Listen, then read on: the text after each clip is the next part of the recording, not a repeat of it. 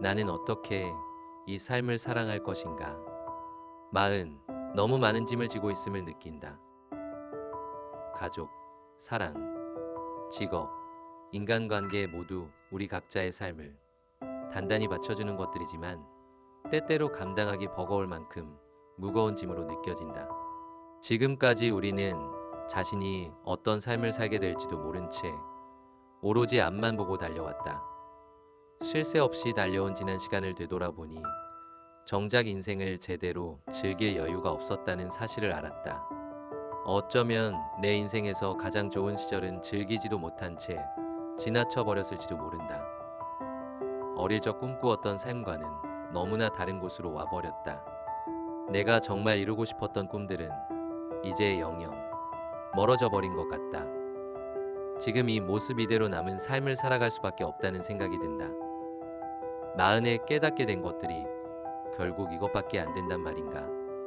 나에게 남은 삶을 어떻게 살아야 하는가?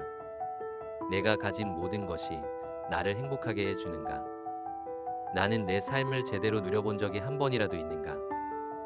나는 과연 내 인생의 주인인가? 아니면 노예인가? 이러한 질문들이 마음에 와닿는다면 이제는 새로운 질문을 던질 때가 되었다. 이 세상에 변하지 않는 것은 하나도 없다. 변하지 않는 것이 단 하나 있다면 우리는 언젠가 죽는다는 사실이다. 그러므로 앞으로 하루를 더 살든 50년을 더 살든 중요한 것은 인생의 정답이 아닌 질문을 찾아가야 한다는 것이다. 프리드리히 니체는 일심의 철학자라고 불린다. 그는 사람들이 아무런 의심 없이 믿어왔던 진리와 가치, 삶에 대해 의문을 던졌다. 그리고 진정한 삶이란 무엇인지 스스로에게 수없이 물어보았다. 삶이 무엇인지를 깨닫기 위해서는 자기 자신부터 알아야 한다. 또한 내가 어떤 존재인지를 깨닫기 위해서는 어떤 삶을 살았는지도 중요하지만 어떤 시선으로 삶을 바라보는지를 알아야 한다.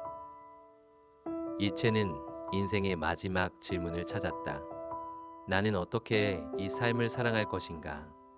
많은 사람이 별다른 일 없이 사는 것 같아도 사업 실패, 실직, 결혼 생활에서의 권태, 이혼, 가족과 친구의 죽음, 인간관계에서 오는 스트레스 등으로 고통받는다. 그야말로 순식간에 바뀌어가는 사회의 변화와 갈수록 심해지는 물질 만능주의의 무한 경쟁으로 내몰리고 있다. 그럼에도 우리는 뒤처지지 않기 위해 달려왔다. 하지만 자신이 원하는 것이 아니라 다른 사람이 좋다고 평가하는 것을 좇느라 결국 진정한 자기는 실종된 삶을 살아왔다. 그랬더니 이제는 매일같이 우울, 두려움, 분노, 증오, 질투, 원한 같은 기분 나쁜 감정들에 휩싸인 병든 인간이 되었다. 차라투스트라는 이렇게 말했다에 등장하는 줄타는 광대처럼 우리는 아슬아슬하게 하루하루를 악전고투하며 산다. 앞으로도 이렇게 지루한 삶이 계속될 것 같다는 생각이 들면 맥이 빠진다. 이렇듯 삶의 한가운데에 나만 홀로 덩그러니 남겨진 기분이 든다면 이제 삶의 의미를 찾은 철학자 니체를 만날 시간이다. 과연 니체의 철학의 어디에서 의미를 찾을 수 있을까? 첫 번째, 니체의 작품은 인생의 힘이 되는 주옥 같은 아포리즘으로 구성되어 있다. 고통으로 가득한 현실을 넉넉히 이겨낼 수 있는 뚝심 좋은 니체의 잠언들은 큰 위로가 될 것이다. 두 번째, 니체 철학은 삶을 무엇으로 채울 것인가에 대한 해답이 들어있다. 마흔의 니체의 작품을 읽는다면 어떻게 공허한 마음을 다잡고 즐거운 인생을 살 수 있는지 그 해답을 찾을 것이다. 살아가는 동안 숱한 고민 속에서 우리는 해답이 있다고 믿고 그 해답을 찾아 헤매느라 고통스러워한다. 만약 몇 개의 해답을 찾았다고 해도 인생살이는 여전히 녹록지 않다. 여기에 니체가 이런 답을 내놓았다. 인생의 정답은 없다. 니체 철학은 허무주의, 즉 무의미한 삶에서 벗어나는 데에서 시작했다. 니체는 생각 자체를 바꾸라고 말한다.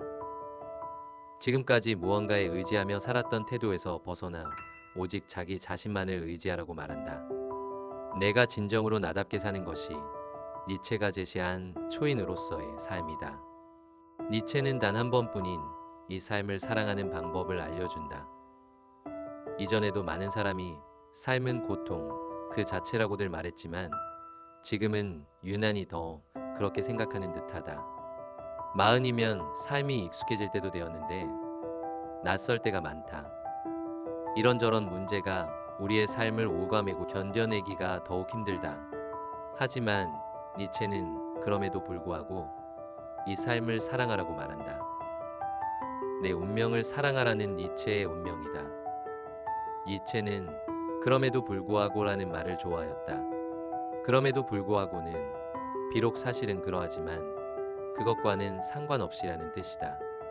니체는 우리의 인생이 고달픈 것은 사실이지만 그와 상관없이 이 삶을 사랑하라고 했다. 곧 행복은 세상을 어떻게 바라보는가에 달려 있다.